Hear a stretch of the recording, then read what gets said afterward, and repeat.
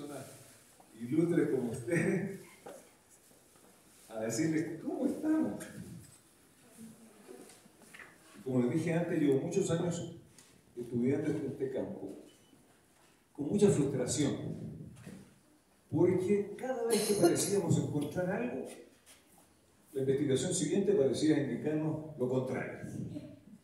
No saben los tiempos estudiando todas las variables del terapeuta, todas las variables del cliente, todas las variables de la interacción, para llegar a conclusiones que al mes siguiente ya no tenían la misma vigencia.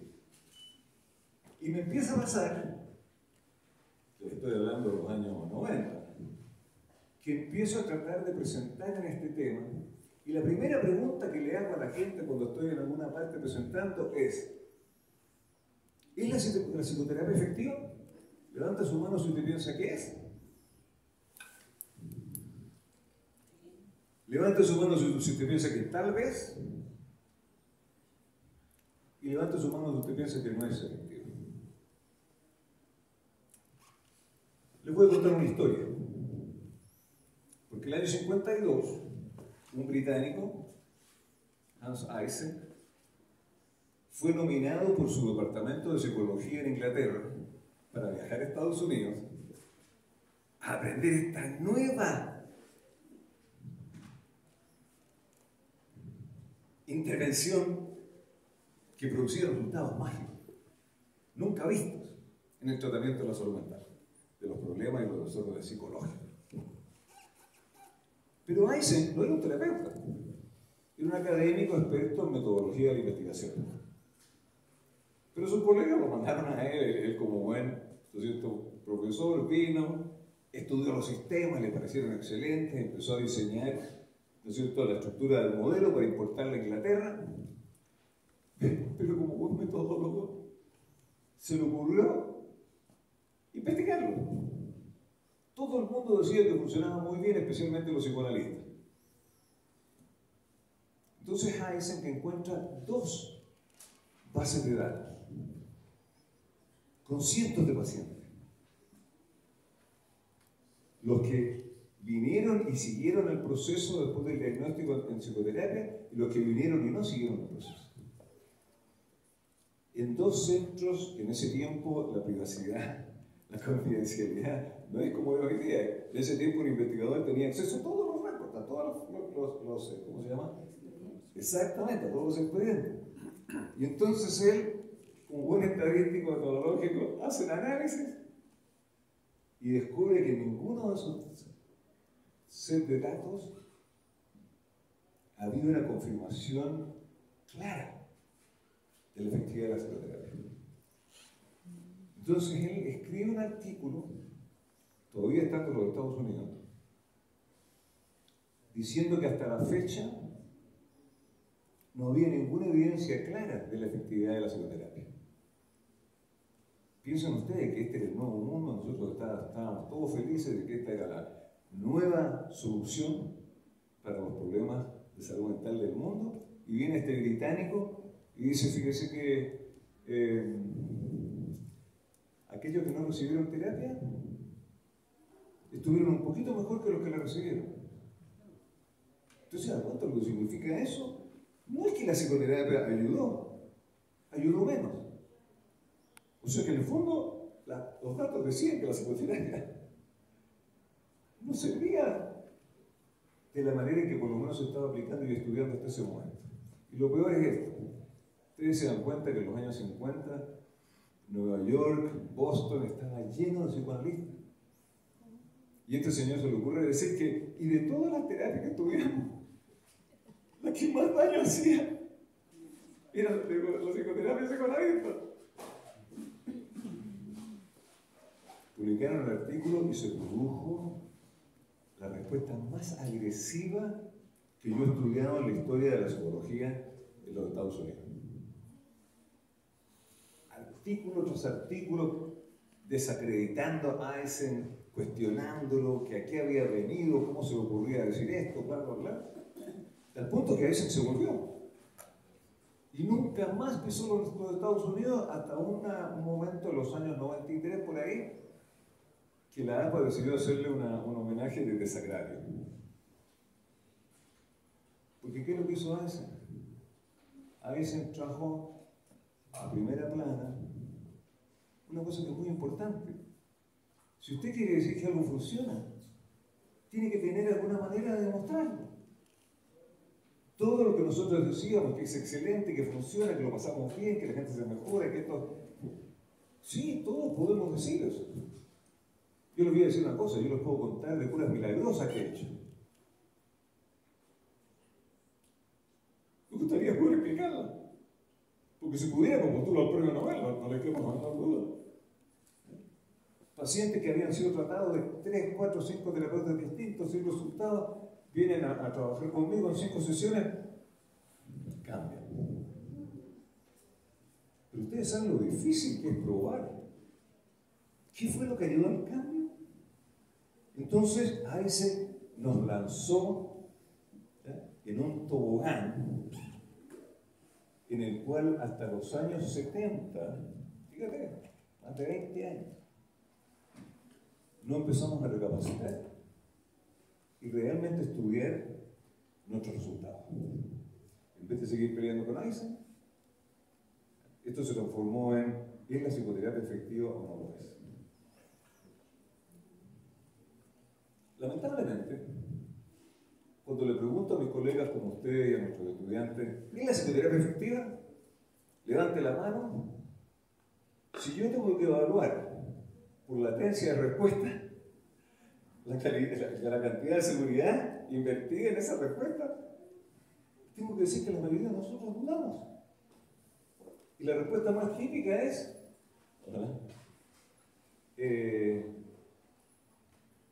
probablemente. Piense usted, si nosotros los psicólogos y psicólogas y psicólogas no podemos afirmar sonoramente que somos efectivos, ¿qué puede? Así que ese es el contexto. Ahora estamos en el proceso de empezar, ¿no es cierto?, a desintegrar un poquito los elementos. La primera cosa es esta. Por muchos años nosotros, como profesionales, nos hemos quejado de que los programas de salud mental, etcétera, no nos consideran lo suficiente. ¿Cuántos de ustedes han escuchado esa queja? Que los médicos y los psiquiatras son los que realmente pueden hacer las cosas y los psicólogos no sabemos. Ni siquiera podemos hacer diagnóstico en algunos países. Y lo menciono no por ser sarcástico, yo estuve en la deliberación en el comité en el Senado, ¿ya? Y escribimos muchas cartas de apoyo. Lamento que no pudimos ganar la primera vuelta ahora, pero creo que todavía hay una posibilidad futura. Se hace lo que se puede. Pero cuando le hablamos a nuestros colegas, dicen, mira, lo que pasa es que tienes que entender de que hay unas terapias más efectivas que otras. Y entonces tenemos todos estos feudos. Y me voy a referir a uno que yo soy parte de, la terapia conductual cognitiva. No, nosotros somos los únicos efectivos. Nadie nos alcanza ni a los talones. Y además estamos recontra estudiando. Y entonces partimos una trayectoria histórica basada en nuestras propias dudas, que partió de la siguiente manera. ¿Cómo gestionamos la psicoterapia en los años 10 y 20 del siglo pasado? Los teóricos. La terapia freudiana, Freud y sus seguidores. La terapia humanista, Rogers y sus seguidores. La terapia conductual, todos los pavlovianos y los, ¿cómo se llama?, que trabajaban en condicionamiento operante. ¿Qué apoyaban a esos modelos? Estas elucubraciones teóricas. No teníamos ninguna evidencia excepto decir, estos son nuestros gurús. ¿Usted sabe las horas que yo me pasé tratando de actuar como Roger? Tratando de mantenerme en silencio como el psicoanalista. Y no va conmigo. Así que sentado en la silla tiritando porque me dan la gana de decir alguna cosa que probablemente rompí el encuadre. Pero de ahí pasamos a tratar de manualizar, estoy saltando en el tiempo, para poder hacer una cosa que se llamaba terapias basadas en la evidencia, que es el modelo predominante en muchas partes del mundo hoy día. día vamos a hablar del estado actual, así que podría agregar algo al respecto. Pero lo que me empezó a pasar es que mientras trabajaba en todo esto y trabajábamos en la CIP, trabajábamos en otras organizaciones como la División 52, Psicología Internacional, etc.,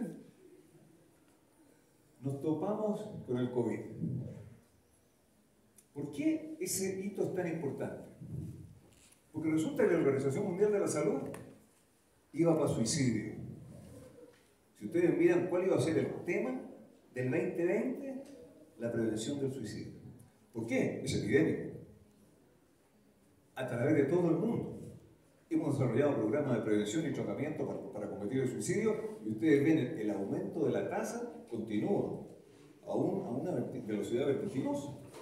Entonces la Organización Mundial de la Salud quería hacer algo al respecto, pero nos cae a todo el COVID encima. Yo era presidente de la CIP, justamente el periodo del COVID. Me acuerdo que me levantaba en la mañana y decía, voy a ser el único presidente recordado por no hacer nada, porque tuvimos que cancelar todas nuestras conferencias presenciales, pero me la van a perdonar por culpa del COVID. Nada, nos pusimos las pilas y empezamos a ver cómo respondíamos. Y hicimos unas conferencias fabulosas. De hecho, hay un libro escrito que está publicado por Springer que resume la segunda conferencia en la cual hablamos de las intervenciones psicológicas para responder al COVID. Ya en la primera habíamos hablado de respuestas innovativas para un desafío inesperado. ¿Por qué esto es importante? Porque la Organización Mundial de la Salud cambió de rumbo y el 2020 nos dijo, hay que enfocarse en la salud mental. Movámonos por ella. ¿Está bien? Me parecía muy importante. Pero este fue el fundamento de ellos. Les tengo que confesar que está manejado principalmente por médicos. Pero dijeron, mira, primero no hay salud sin salud mental. Segundo, la mayoría de los desórdenes psicológicos tienen una base en deficiencias cognitivas, conductuales, emocionales, psicosociales. ¿Quiénes somos expertos en cada una de esas variables? Nosotros. Y sin embargo, yo veía a mis colegas todos desesperados porque no sabían qué hacer.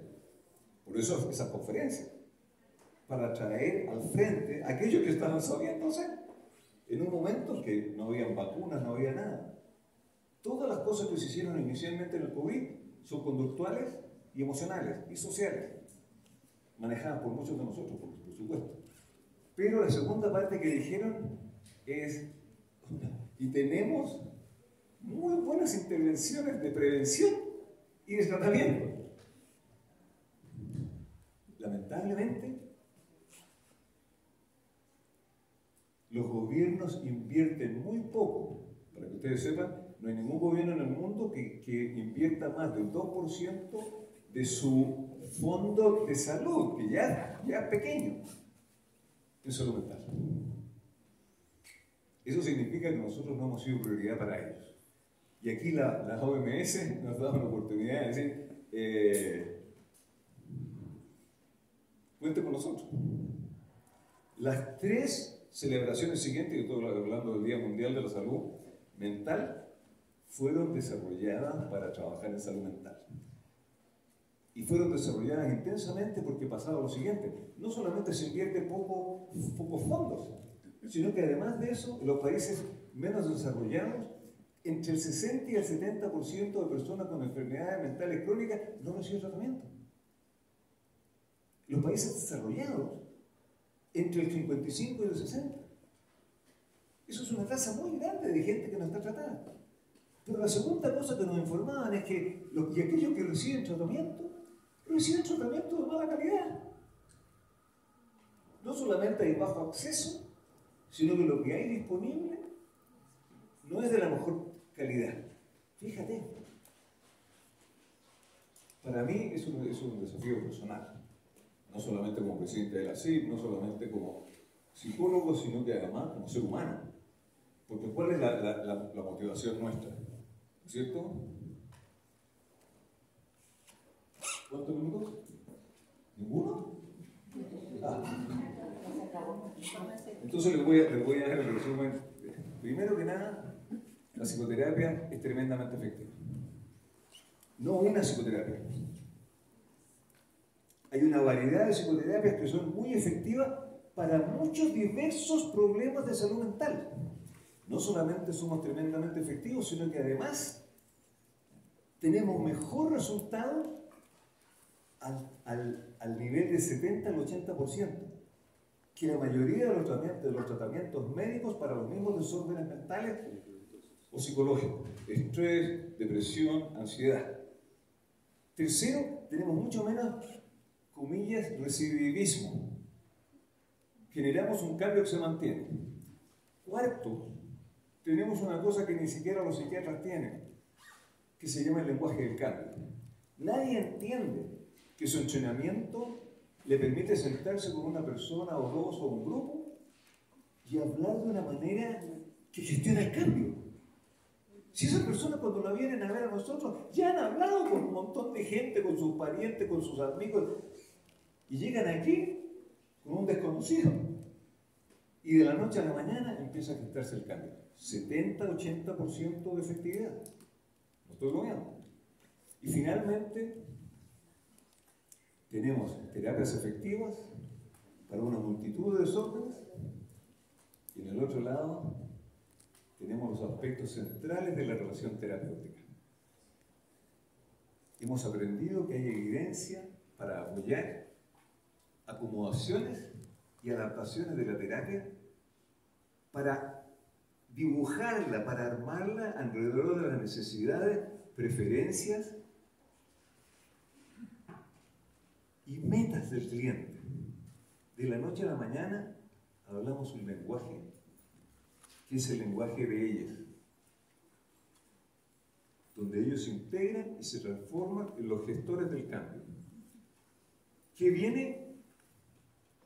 Intervenciones a gran escala. La psicoterapia individual es muy buena, pero tenemos ahora que pensar cómo llevamos muchas de estas estrategias que ya sabemos funcionan para grupos sociales. Porque vivimos en un mundo que está más estresado que los últimos 5 años, más deprimido que los últimos 5 años y con más necesidad de ayuda que los últimos 5 años. ¿Qué me quiere decir usted? ¿Nosotros podemos cooperar? Sí, pero tenemos que hacernos partícipes activos de la gestión del cambio. ¿Por qué? Hoy día en Estados Unidos ayudamos al 8% de las personas con desorden mental. Tenemos un 80% de éxito, pero estamos alcanzando un 8% de la población en necesidad. Hay que cambiar. Y no podemos cambiar sentados en la oficina. Tenemos que tomar una perspectiva psicosocial, de justicia social, basado en un reconocimiento de la multiculturalidad y con un esfuerzo de advocacy. Así que cuento con ustedes. Gracias.